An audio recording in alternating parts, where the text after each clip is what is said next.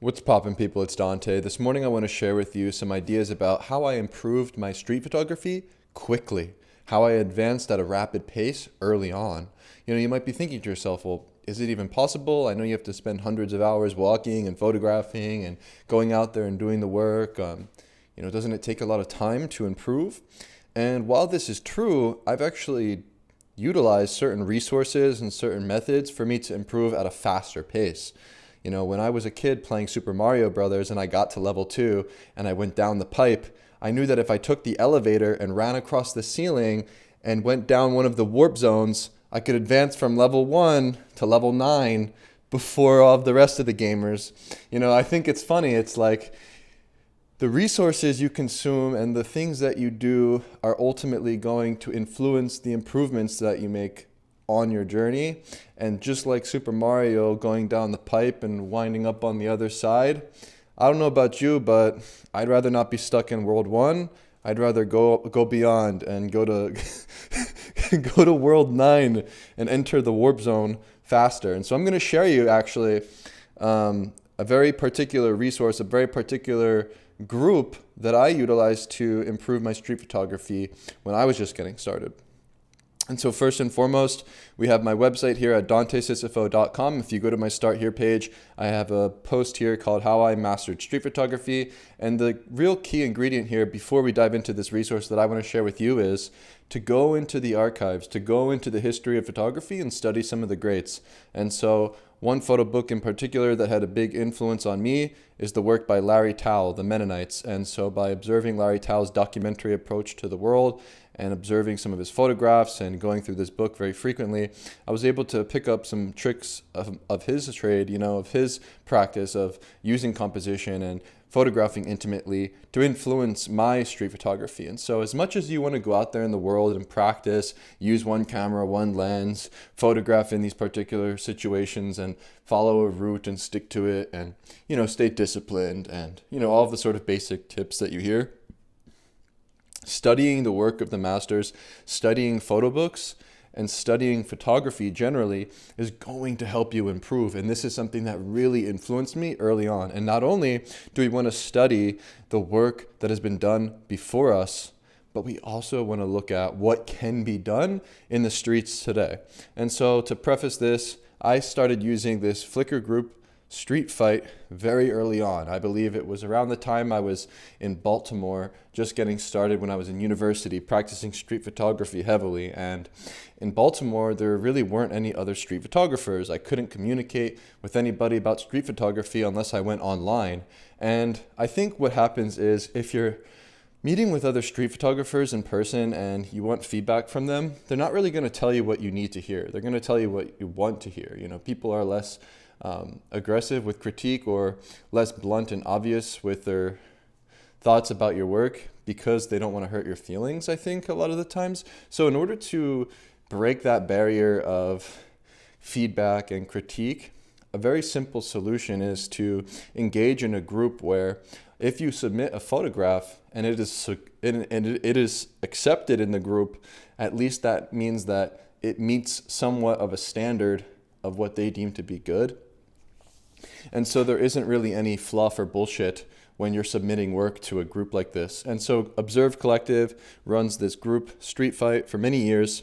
And if you go into the discussions tab, you'll see they actually have a lot of different matchups. And so the goal with this group is to select great contemporary street photography into the pool and create a sort of selection of photographs here that are not only from the United States, but all throughout the world. And so you can look at great photography that's going on in Tel Aviv by people like Aylan Ben Yehuda, who is one of the greater street photographies of our time, right? There's a lot of really great street photographers that are in this group. And so when you surround yourself by some of the people that are actually out there making good work, you can become influenced by photographs that are being made all throughout the world. And I think this is critical because I think what happens is if you're in a particular city, like, I don't know, let's say New York City or Philadelphia, like where I live. If you're in New York City and the only street photography that you see are photographs of people that are flashing strange characters or doing the sort of sidewalk surfing method of, just making snapshots on the sidewalk or whatever, you're not going to see what else can be done throughout the globe from other parts of the world and how other people approach the streets. And I think that may become a problem if you're in particular communities where everyone is kind of shooting the same, right? Like in New York, people do the sidewalk surfing. In like London or like just in like the UK, generally they're looking for like quirky like juxtapositions or like, I don't know, like geometry, and like they're still stuck on like a 2000, like an early I like to call it like an early 2000s aesthetic of street photography. And so like if you go and browse not only the masters and study the past, but look at what's being done now throughout different parts of the world, it can really give you this visual palette, this visual diet of great work. And so this is one group that I've used, and that's why I wanted to share it with you. And I will share with you how exactly you can participate with the group. I personally don't anymore, but I believe that if you want to find community and find a place for you to understand photography a bit more deeply and take it to the next level and to improve faster, this is something for you. And so essentially, in order to improve at a faster pace, you need to work faster. You need to be on top of your archive. You need to be on top of the photos that you're making. And so every single day, when I would come home from a photo walk, I would import my photographs, I would look at them, I would analyze them, I would make my selections, and then if I found one photograph to be a bit more successful than the others, if I was intrigued by one and I thought it was good, I would upload it to Flickr, I would add it to the group on Street Fight, and see what they think. And if it was accepted into the pool, okay, someone else thought it was good, right? I don't care what people on the Instagrams think, right? My opinion and my thought, if you're trying to find community, you're alone, maybe you're even in just like a rural part of town, or you don't know any other street photographers, just delete Instagram. Like, frankly, like it's just not worth it. If you want a place to put your photographs and you need that community and you need that social media, use Flickr instead, which sounds crazy because it's like an old, like whatever, like website or I don't know. Just use Flickr, stay on top of your archive, back up your photos each and every day. And in order to improve at a rapid rate, you can't let your backlog get bigger and bigger. You can't waste time. You have to actually go through your photographs every single day and then put them out there and see if someone else thinks they're good. And so when I would go through my photos and submit them to the group and they were accepted, I was excited because that means I'm onto something. And what happens is, in this particular group, when you submit a photograph, it's not submitted directly to the pool. What happens is they pair up your photograph next to other photographs. And so, for instance, they're doing this Golden Glove Awards. They've been doing this for 11 years, it seems, which is crazy. And what happens is, for the end of the year, they pick the best photograph within a theme. And so here we have, in honor of Alex Webb, choose the best layers photo, and you vote A, B, C, D, or E, and you vote on which photograph is the best. And so this way, when your photo is submitted, people will leave feedback. People will discuss what makes or breaks the frame. You know, for instance, these photos are being selected for like their final like year selections, and they have these different catalogs like light, headless, religion, relationships, interaction, WTF, filled frame, humor, experimental, beach, poetic, geometry, right? And what's interesting is when you go out there and shoot on the streets, right? Like, you don't have to like look for anything specific. I think this is funny. Like in order to improve, you actually should, like, this is my thoughts, and this is how I've always been. I've never went out with a theme. Okay. I've never went out with a project or looking for like any specific thing, right? I've never really done that. But when you come home and you shoot a lot, you'll see themes emerge naturally. And so you'll see poetic imagery. You'll see imagery that's heavily influenced by the geometry. You'll see quirky moments. You'll see humor. You'll see interactions between couples or religious themes naturally as you photograph more. You don't have to go out specifically, today I'm looking for religious themes. Like you don't have to treat street photography like a class, like a school project, right? And so here we have a couple different photographs that have more poetic imagery, and then you'll select which photograph is the best.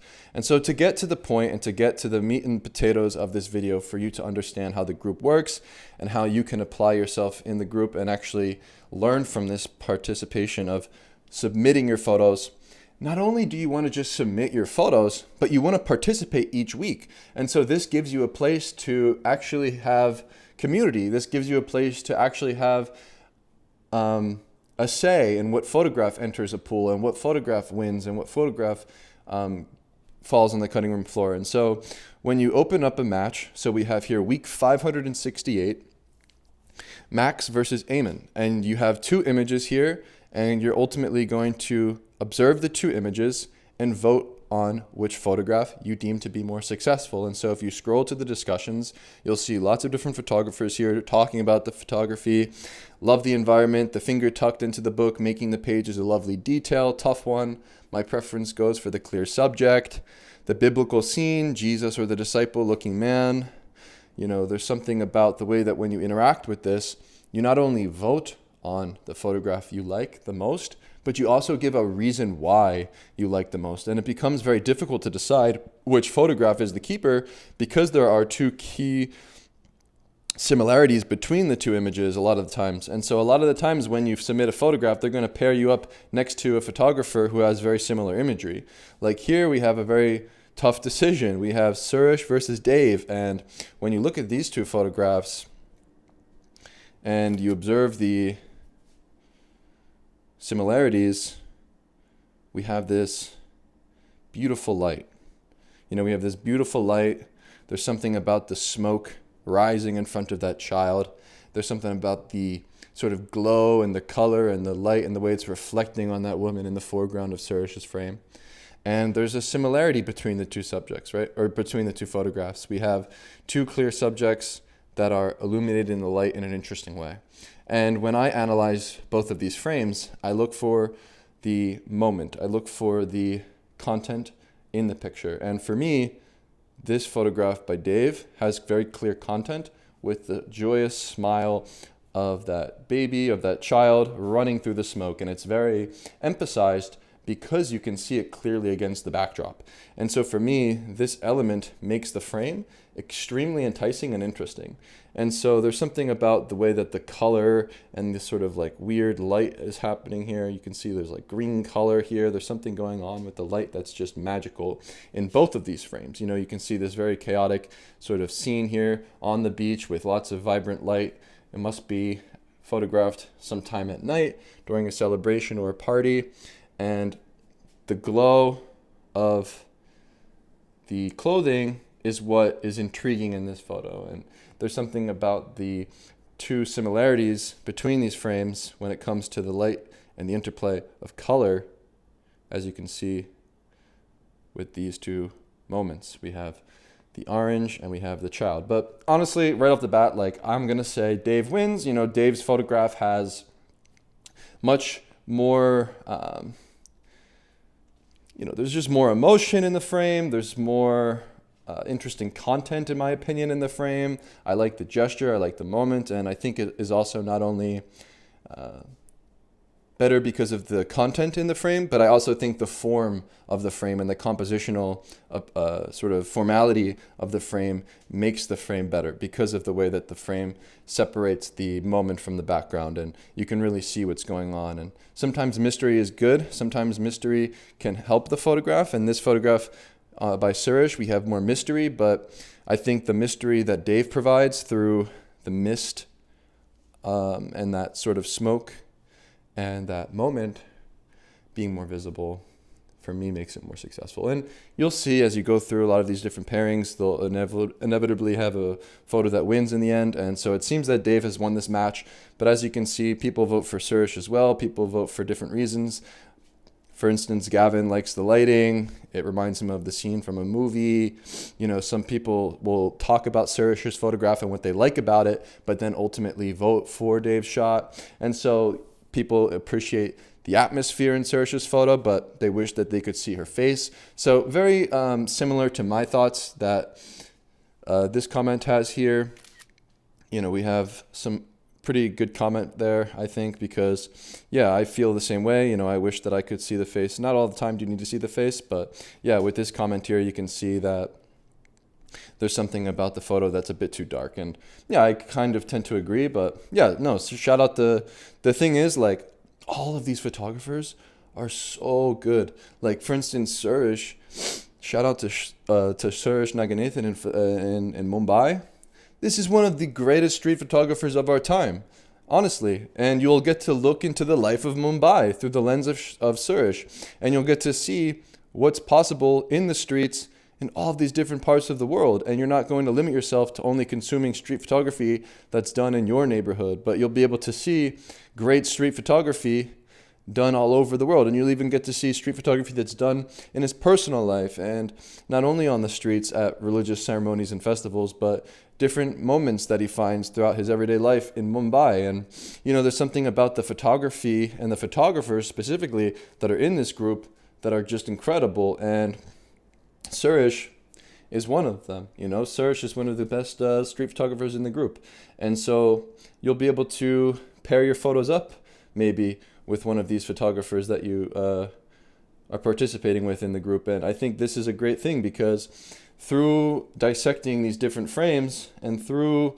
you know, looking through the discussions and staying on top of your photos and submitting them each week when they have or each month or whenever they have a new group or a new theme or a new matchup, you'll be able to participate. You'll be able to submit your frame and then vote on each different matchup and start to understand, wow, like, look at the similarities between these two pictures, but which one stands out? Which one is the winner? And for what reasons are they the winner? And then this will help you develop your taste. It'll help you develop your style and what you like in a photograph through observing the work of other people. And this, to me, was one of the most valuable resources that I used early on. And I found that maybe by sharing this with you, it could be extremely practical and something that you can really hone in on using in your life as a street photographer, right? So I suggest, if you're going to get started and use something like this and actually participate in this group, what I would suggest you to do is to not just submit your photos right away, but yeah, participate in the discussion and vote on the photographs, and then eventually start publishing your photos to Flickr, and then yeah, add them to the group and share. I mean, this is something extremely practical. This is something that I personally use that really helped me. And wow, Dave's wins. Yeah, unfortunately. I mean, the lineup from Island here on the sun is freaking crazy, but I appreciate the filled frame of Dave. I like the interplay between the smoke and the color, and there's a lot more going on to look at. But still, Island is, this is the thing, like, you're going to be pairing your photo up against a lot of these great street photographers and see what's happening with silhouettes. You know, a lot of the times you think of a silhouette photo as boring or, oh, that's cliche, whatever. Okay, well, the guys on this page are using silhouettes like crazy, and they're good. You know, and I think it's important to, like, see what's good and what makes a photograph good. And so by looking through even these previous Golden Glove Awards, they're still voting. It's actually, it seems maybe, I don't know, maybe they actually already made the selections, but yeah, you can see different photos that are using reflections, and different photos that are looking at animals, and different photos that are reliant on the colors. And once again, you don't have to go out in the world looking for colors. You don't have to go out in the world looking for animals and checking off a list and making these like categorical observations when you're photographing. But after you come home and you review your photos, you'll see these themes emerge naturally. And you'll see the way that people all throughout the globe are also seeing these same themes and how they apply them in their towns, in their cities, in their part of the world. And you'll be able to learn through that process of not only analyzing other people's frames, but through submitting your photos and then seeing what gets added to the group. And I'd say that this is very beneficial to you and something that you should maybe do if you're just getting started with street photography. Yeah, disconnect from the Instagrams and just look at the street fight, or, you know, go on the group, and you don't even need to the thing is, like, you don't even need to make the Flickr group. Like, I don't have a Flickr or whatever, but like, it's interesting just to share with you. Like, you can just go on and look at the photos. And the good thing about this group is they don't talk about superfluous bullshit. Like, it's not like a Twitter thread, right? It's not like a freaking Twitter thread where they're talking about whatever, like in a group chat, like in a text messaging thread. They're serious. They're actually just talking about the photography. They're actually just going out there and shooting and submitting their photos, and they're trying to also improve. And I think that is something that helped me immensely early on, was coming home, importing my photos, backing them up, and then throwing them up on this group, and always making sure that each week I vote on every single matchup. And you'll see they have a variety of matchups, and they seem to be participating. It seems to be going on for many years, every week. And so you can learn from this group. And yeah, if you're wanting to improve, try it out. You know, it can seem like this solo journey photography or street photography where you're just on the hunt, out there taking pictures, you don't know where to turn, you don't have a community, whatever, understandably so. But here you go. I just shared you a resource that helped me immensely when I first started. So maybe this can also help you, and you'll see why. So yeah, thanks for watching. Hopefully this is a practical suggestion for you that you can use and learn from. Yeah, stay tuned for more videos about street photography, and I'll see you soon. Peace.